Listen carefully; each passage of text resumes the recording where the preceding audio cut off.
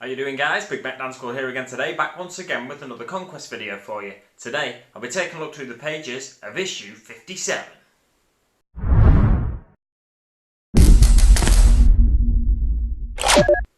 Before we get started, I just want to remind you to go over to Hobby Corner and check out what's going on over there. Building and painting, more than you see on this channel. This week's Conquest, we'll get back to that, shall we? This week's Conquest is issue 57. And what do we get with it? First of all, we get 2 paints. Now, I can't remember off the top of my head how much GW paints are now. Is it £2.75? I think it is. So if it's £2.75, you're getting 2 paints, that's what, £5.50? So £5.50 in a £7.99 magazine. Between £5.50 and £6, the value of what you're getting free with the magazine. And the magazine itself is £7.99, but as with a lot of issues where it seems like there's less value there, what you get inside the magazine is very rich, it's lore rich. So, going to the magazine, we've got on the front cover Raven Guard, and there's a lovely Raven Guard Marine there. Legions of Tzeentch, or Tzeentch, and then painting plasma effects. Fantastic, we get to learn how to paint plasma effects this week, which I've been looking forward to for quite a while. So, turning to the first page, we're getting Raven Guard.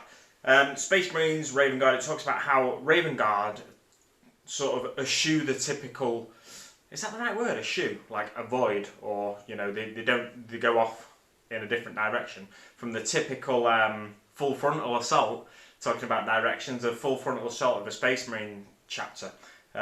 Space Marines are very much like shock and awe troops in the broadest sense, like talking about Space Marines in general. They're almost like shock and awe terror troops. And the Raven Guard don't do your typical shock and awe that the Space Marines do. What they like to do is stealth warfare, you know, lurking in the shadows, a lot more subterfuge and stuff like that. There's, in the first founding, with the Space Marine legions rather than chapters, there was a few chapters that behaved like that. One of them was the Alpha Legion. They're like sworn enemies of the Raven Guard now. Flicking over to the next page, after talking about how they like to lurk in the shadows, sort of guerrilla warfare tactics, it gives us a little bit more information about the markings, squad markings, company markings of the Raven Guard there. And it's got a lovely picture at the bottom of some orc boys standing no chance against a Raven Guard advance. I wouldn't say they stand no chance. I mean, it looks like they're having a bad time there, but I think, you know, there are plenty of orcs around that could stand up to a Raven Guard advance. They could do it as a single orc. A big war boss could, or something perhaps. Legacy of Secrecy is on the next page, which is nothing that was mentioned on the cover. It's more history about the Dark Angels chapter of Space Marines.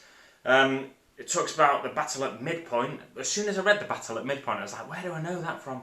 I was thinking, oh, I know it from Star Trek, don't I? The first episode of, I think it's the first episode of Star Trek Next Generation is, I think, the encounter at Farpoint, and it just drew my mind over there. But the battle at Midpoint was an Eldari fleet threatened to destroy a massive space docks of Midpoint in the Argones sector. The sudden appearance of the Rock, that's the basically the capital ship of the Dark Angels. It's a chunk of the planet Caliban. When the planet Caliban was fractured, the Rock was where the Dark Angels fortress monastery was, and they put engines on it, and it's now like a massive capital ship almost. The sudden appearance of the Rock and the Dark Angels fleet tips the balance in the Imperium's favour. The Xenos the Xenos retreat, but not before the firepower of the Rock annihilates their capital ship and half a dozen smaller vessels of their armada. To this day, the savage hulls and floating corpses can still be seen floating in the depths of space just outside the docks. But most of these stories are about various sightings of members of the fallen Dark Angels that the Raven Wing are always on the hunt for. There are other little stories in here about how the first company, the Deathwing, saved the day on numerous occasions, but a lot of it concentrates on the hunt for the fallen. There's mention of Cypher in one of these stories here, the 100 Planet Uprising. Pursuing the notorious fallen known as Cypher, the Dark Angels become mired in a long and costly war with the heretic cults of the Mad Priest Aldrich the Subverter. So a lot of the time, if there's a battle going on in a certain star system, the Dark Angels might be there fighting that battle. But if they get wind of a member of the fallen Dark Angels, or just the Fallen as they're known, if they get wind of a member being nearby, just one Space Marine, they'll drop everything. They'll leave whoever they're fighting alongside, leave them alone to deal with whatever they're fighting, and they'll go and chase this fallen Space Marine because they're so desperate to get hold of the key fallen Space Marines like Cypher. They're so desperate to get hold of him and protect their chapters or legions, as was, but chapters' secrets, and make sure the Imperium at large doesn't find out about their shame that they feel. And then the next page we get Space Marines Stygian Veterans, which again it doesn't mention anything about on the front cover, but the Stygian Veterans are basically the veterans, as the name would suggest, veterans of the Space Marine chapters, and they make up the bulk of the first company. You have Terminator armour, which a lot of first company veterans will wear, but then you have most chapters don't have enough Terminator armour to outfit an entire company. So a company is 100 Marines, they don't have 100 suits of Terminator armour. So your Stygian Veterans are almost like battle line troops, so they're like your tactical Marines or your intercessors. So they're on with bolters a lot of the time, but they're specialist bolters that can fire different types of ammunition. And they're allowed to choose their own weapons from the chapter armoury and arm themselves as they see fit, because they're trusted. They've fought in enough battles, they've shot enough enemies and slayed enough enemies to be trusted with choosing their own weapons and the appropriate weapons for the enemy that they're facing that day. So they've got quite a lot of respect. They might not have rised up in rank, but they are afforded a certain level of respect that they get to go into the armoury and choose the weapons they want for that particular battle. And then on the next page we get a picture of 3 Stygian Veterans at the bottom there. Onto the next page we get another thing that we weren't expecting. So we've got mention of Legions of Tzeentch on the front cover, but nothing about Nurgle.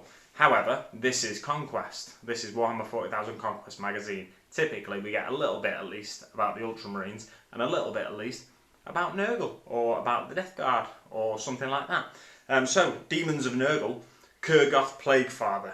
The great unclean one of incredible bulk and terrible power, Gur'Goth Plaguefather stalks the galaxy searching for new contagions and diseases with which to brew the ultimate plague. This also has a story on the next page, a short story about how Gur'Goth Plaguefather came into being, or it's over the course of the 2 pages there. There's some gruesome images on the next page though as well, of like old boils and buboes across the back of the flesh of Gur'Goth Plaguefather. But yeah, basically he came into being. He was a Nurgle he was a Nurgling, one of the little smallest demons of Nurgle, sat on the shoulder of Nurgle himself. And Nurgle was making all these concoctions, brewing in his laboratory, trying to come up with the best diseases to spread across the galaxy. And then the Nurgling, Gur'Goth, fell into the cauldron, and then he started drinking the diseases and the liquid that was in the cauldron basically, and drank it all, and then he swelled up to the size of a great unclean one and became a great unclean one. He took all of the disease that was in there and took it into himself and just benefited from it basically. And Nurgle, being Nurgle, he's not annoyed by that. He's just worked hard. He's worked for centuries probably to try and come up with these fantastic diseases that he can spread across the galaxy, and then his pet sort of thing goes and just drinks it all up in a matter of minutes. But then he just laughs it off, Nurgle. And but Gur'Goth himself thinks he's done something stupid, so he sets about creating his own diseases in a laboratory and trying to spread them as a penance to Nurgle, to try and spread his rot, the rot that he wanted to spread before Gur'Goth drank all of the diseases that Nurgle was working on. Anyway, on to the next page. Tzeentch. There's a lot of the time in the chaos pantheon, the chaos gods and the chaos demons and stuff. I think a lot of the words they use give you a real feeling of what that god or that demon, what they encapsulate. So Tzeentch is one of those things to me. It's like it gives you a really nasal sound and like nasal sort of plotter, almost like in Lord of the Rings. I can't remember. I don't think he speaks that nasally, but is it Grimmer Wormtongue? That's like Saruman's right-hand man in Lord of the Rings. He is sort of, you sort of think of someone scrunching up the shoulders and talking through the nose, and they come up with all sorts of plots and they whisper in someone's ear. And that's what Tzeentch is essentially. And Nurgle is like Nurgle. It gives you that sound. It's almost guttural, the sound, and it's like rot and disease. And for me, it's just clever how Games Workshop came up with the names that sound somehow appropriate. But Corn is one that I never really got, because corn to me is just something you eat, like corn on the cob or corn flakes, sweet corn. But it's I always, when I was younger, I always misread it as crone for some reason, and that seems like more sinister, more deadly. But corn is just something I never really got. And then Slaanesh, the word Slaanesh with the double A, it's like it's almost like it sounds arrogant somehow to say Slaanesh. But it gives you that air of superiority somehow. So I just think it's cool how often names given to demons of each chaos god are similar to that. So they give you a feeling of what god they represent or what god they worship or are part of, basically. So Tzeentch, onto this page for Tzeentch. It talks about the legions of Tzeentch over the course of the next few pages. There's a massive pyroclastic conclave, goes into detail about the pyroclastic conclave is a conflagration legion led by exalted lord of change Shimdre Lex Khazar. It was one of the many demon legions sent to the Stygian sector in the aftermath of the Great Rift. As it entered battle with Imperial defenders during the Siege of Mordian, it was comprised of 9 different hosts. So it goes into detail describing these 9 different hosts, which I'm not going to go through that because we could be here forever. I've got a bath to get in, it's going cool up there. But yes, onto the next page. We've got a beautiful model here. This is Kairos Fateweaver on the next page. It's a showcase for Tzeentch over the course of the next couple of pages, so I won't go into too much detail. But Kairos Fateweaver is like the ultimate greater demon of Tzeentch. I was trying to think what they call it then, but the ultimate greater demon of Tzeentch. And he's got 2 heads, and I think I don't know much about Tzeentch in the lore, which you might think I would, because I've got a small force of 1,000 Suns. However, 1,000 Suns, 30k 1,000 Suns. However, like one of the heads is always plotting. I'm sure I've read about lore to do with Tzeentch, but I can't fill you in much on the lore front with Tzeentch. Over to the next page though. There's a Flamer of Tzeentch there, Skimmers of Tzeentch, Brimstone Horrors, Blue Horrors, Pink Horrors, Changelings. In game terms, you start with Pink Horrors. I mean, you can buy units of Blue Horrors and Brimstone Horrors to start if you want, but you start with Pink Horrors, and when they die, I think you can pay points for them to become Blue Horrors. Like they divide into 2 Blue Horrors, and then when a Blue Horror dies, it divides into a single base with 2 Brimstone Horrors on it. So effectively, you've got assuming Pink Horrors have 1 wound, you've got a 3 wound model there, effectively. So it's a nice little game mechanic, I think, but I know there's some complication with the points, like you have to pay the points before the battle if you want it to divide into Blue Horrors and then Brimstone Horrors. So one thing I wanted to say is Tzeentch demons have never really done it for me. They're kind of the most bestial of the demons. You know, they've got extra limbs and stuff. Are they bestial? They're the least human of the demons, at least. Like you've got corn demons, and they're humanoid as much as they have goat-like legs and bull-like heads. They're humanoids. And then you've got Nurgle demons, which are basically bloated-looking humanoids. And then there's the Slaanesh demons, which are really stood upright, poised humanoids. Whereas the Tzeentch demons are kind of, they're a little, I can't really relate to them in model terms. However, in terms of actual thought process and stuff, I think Tzeentch demons are closer to human terms. For me, Tzeentch is like you can identify that god as like a really bad human, almost.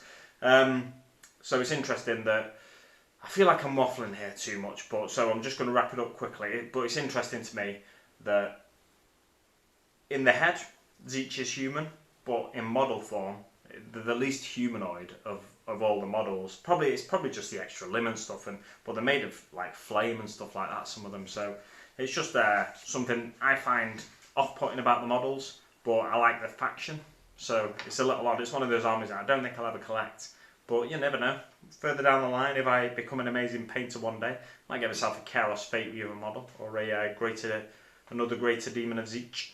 Onto the next page, we've got the Scourge Stars. This talks about a sector of space that the Death Guard control, the Death Guard and Nurgle control. It's actually in the northeastern. Where does it say here? I think it basically says it's in the northeastern sector, or over to the northeast of the Ultima Segmentum. It's in the northeast section of the Ultima Segmentum. So the Scourge Stars are, when the Great Rift happened, Nurgle spread out into the material realm. I couldn't think of the word then. But Nurgle spread out into the material realm and took this sector for themselves, or the Death Guard spread out from the Great Rift and into this sector, took it over for themselves, and then basically the Ultramarines and other Space Marines and the Imperium haven't been able to kick them out of that sector. It's like a stronghold now for the Death Guard. But the problem is, the forces of the other Chaos Gods, eventually the other Chaos Gods saw the success of Nurgle and of the Death Guard in this sector, and they're carving out a great swathe of space, real space, for themselves, which is what the Chaos Gods want, really. They want to rule over real space and warp space.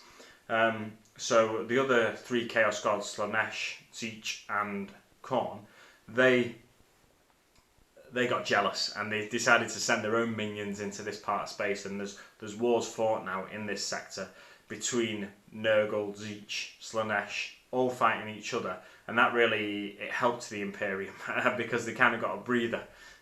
So the spread of Nurgle from this sector, they could have just spread further and further out if they were left to their own devices, but because the other Chaos Gods were jealous, they sent their minions in, and it just disrupted the plans that Nurgle had.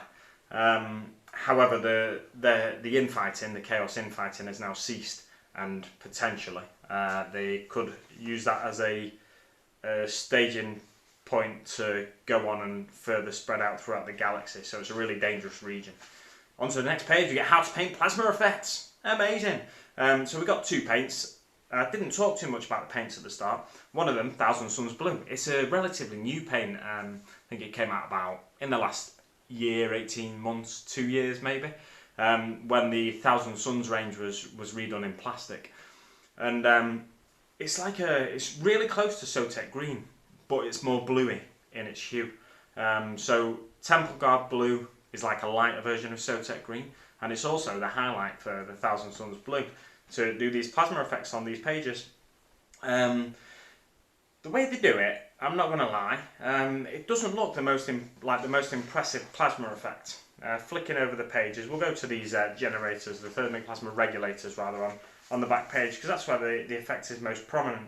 So if you look at it, you can see the Thousand Suns Blue has been painted all over first of all, and then the Temple Guard Blue has been painted on the very edge of the coils on the thermic plasma regulators, and it gives you a nice effect, I'm not going to lie. However, I've seen better looking plasma effects. I think it just doesn't look like it's glowing for me. Now, like I said, I've never painted a plasma effect, so I could use this and I'd be happy. That'd be the best plasma effect I've ever painted.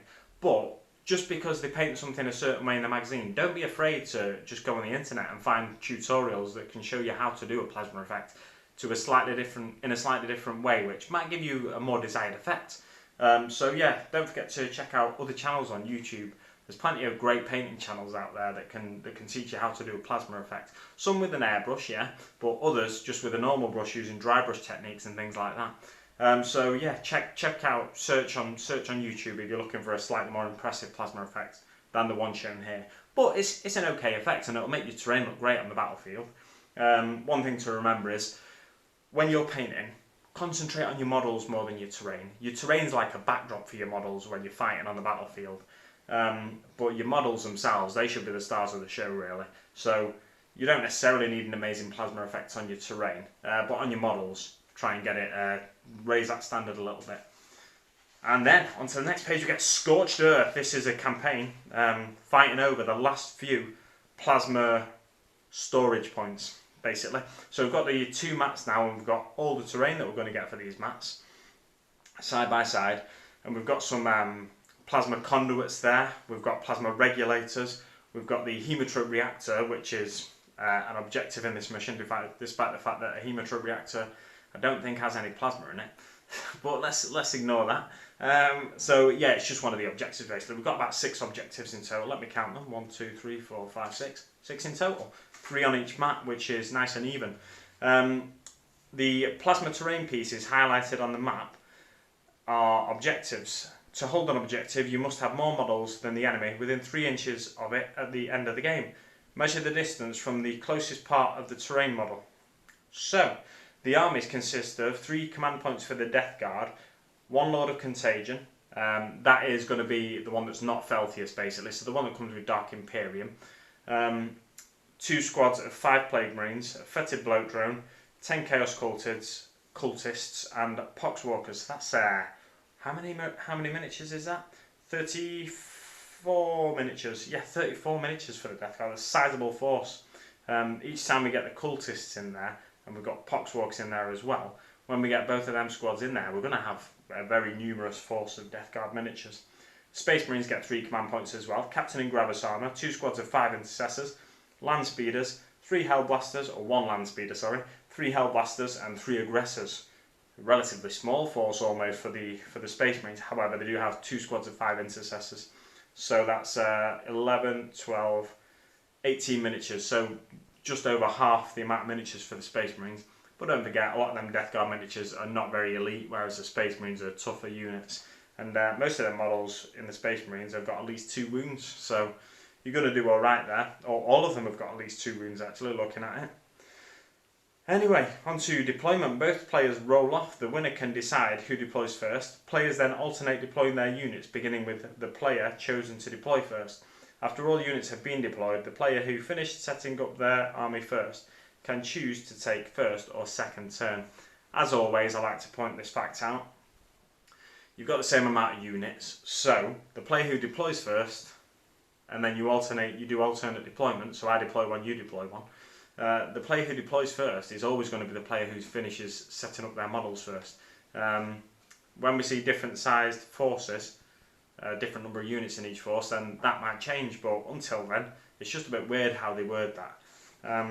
Anyway, on to the victory conditions. Eliminate the enemy warlord for 1 victory point. Each objective held at the end of the game, there's 6 of them, don't forget, so you can get a lot of victory points here. 1 victory point. Have at least 1 unit in the enemy's deployment zone at the end of the game, 1 victory point as well, and the game lasts 5 battle rounds. So, with the sizable force of the Death Guard army, I'd fancy their chances here. What I'd do personally, if I was a Death Guard player, that back objective, the Hemotrope Reactor, I'd leave the Cultists on there, because they've got a little bit of ranged weaponry. And then the Poxwalkers, I'd move ahead of them to one of those thermic plasma regulators, probably the one on the same side of the battlefield. And then I'd string them out a little bit to get a few models near that plasma pipe on the Space Marine side of the battlefield. The Fetid Bloat Drone, I'd leave floating about, but leave it close enough to make a dash for the Space Marine deployment zone at the end of the battle, or even that objective on the far side. And then your Plague Marines, probably send them to that pipe to support the Poxwalkers. And then you've got your Lord of Contagion, maybe have him supporting the cultists, maybe the poxwalkers, something like that. But you know, that's what I'd do.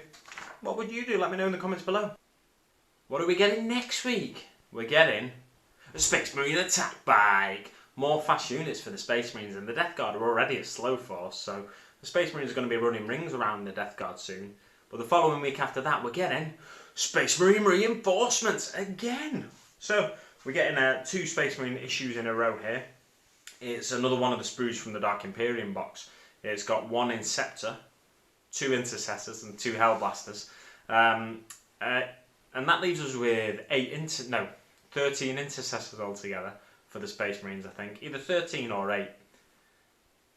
I think it might be 8 actually. But in total, over the course of the issue, subscriptions rather, or over the course of the subscription, we're getting 13 Intercessors. I just wanted to point that out. The easy to build Reavers, we've got two lots of them, so we've got 6 Reavers, which can make you a game legal or tournament legal unit of Reavers. The easy to build kits don't always come with the recommended amount of miniatures. So it's interesting that we didn't get 2 easy to build kits of Intercessors, just 1. So it's going to leave us with uneven squads of Intercessors, but it's not the end of the world, at least the game legal. What else are we getting in that issue? I'll just take a look at the front cover there. We're getting Ultramarine reinforcements, as I said. You will learn more about the Grey Knights, which we learned a bit about last week. And then we're exploring the Maelstrom. Ooh, that's going to be a good issue, I think, that next one after the attack bike. Let me know what you think of the video, this issue and that upcoming issue in the comments below. Thanks very much for watching, guys, and I'll see you on the battlefield.